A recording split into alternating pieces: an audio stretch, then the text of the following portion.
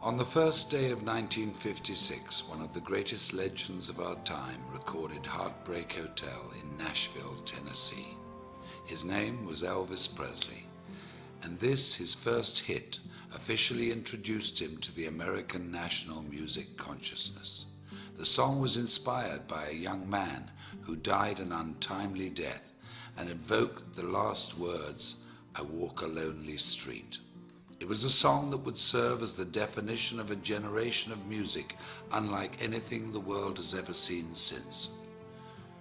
On that day, something else had taken place, perhaps not so momentous at the time, but that would prove to also define a generation, not of music, but of changing people's lives, and who would also die an untimely death as fate would have it.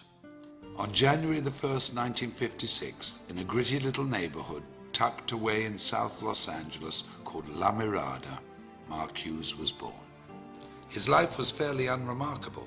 Born to Joanne Hughes and raised by her and Stuart Hartman, whom she married, Mark was probably reared much like many of us.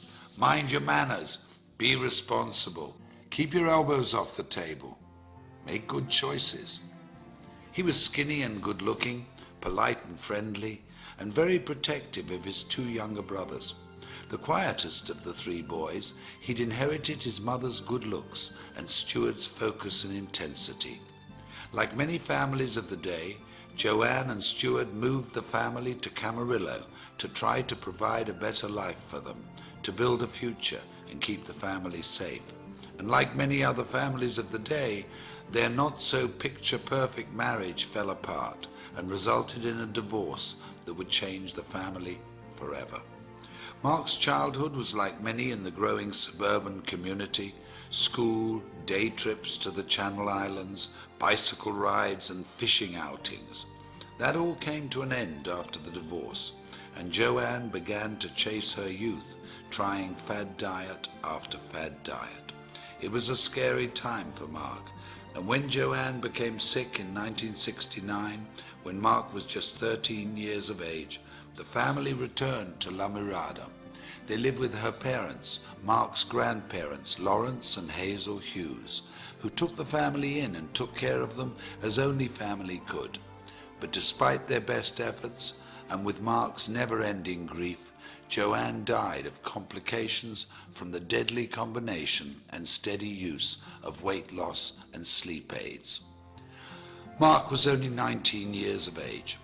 It was then he decided he would make a difference in the world, with his mother as his beacon, and the goal of preventing what had happened to her happened to anybody else. While fundraising for a California youth group, Mark had found his calling. He was charismatic, charming and persuasive. He'd even convinced then Governor Ronald Reagan to part with $500. And with the taste of success in his mouth, the goal of changing lives through better health as his objective, the idea of personal financial freedom, and the memory of his mother in his heart, Mark Hughes entered the world of direct selling and network marketing. In 1976, Mark began selling Slender Now diet products, quickly becoming one of their top 100 earners. When the company collapsed in 1979, he sold exercise equipment and weight control products for Golden Youth, another direct sales organization. And when Golden Youth also failed, Mark decided to start his own company. Intrigued by the Eastern philosophy of herbal medicine, combined with the vitamin and mineral technology of the West, he co-developed a line of products that promised a bold 100% satisfaction guaranteed or your money back. At 24 years of age, Mark Reynolds Hughes, having taken his mother's maiden name, introduced Herbalife in the United States and single-handedly rewrote direct selling history. Unremarkable turned quite remarkable, if you ask me. I often wonder what he would think if he could see us today, sitting here in this arena, looking at how big our organizations have grown, reflecting on the company's incredible retention rate, tasting our new products, walking into a nutrition club, celebrating success at a new president's team experience, how proud he would be. How incredibly happy we would have made him. I know in my heart, as many of you do in yours, that his light is what has made this possible, that his vision is what fuels us, that we are forever changed because of his influence on us and his belief that despite what we may think of ourselves every now and again, we're truly remarkable human beings. What a gift we've been given. What an incredible, invaluable, unique gift.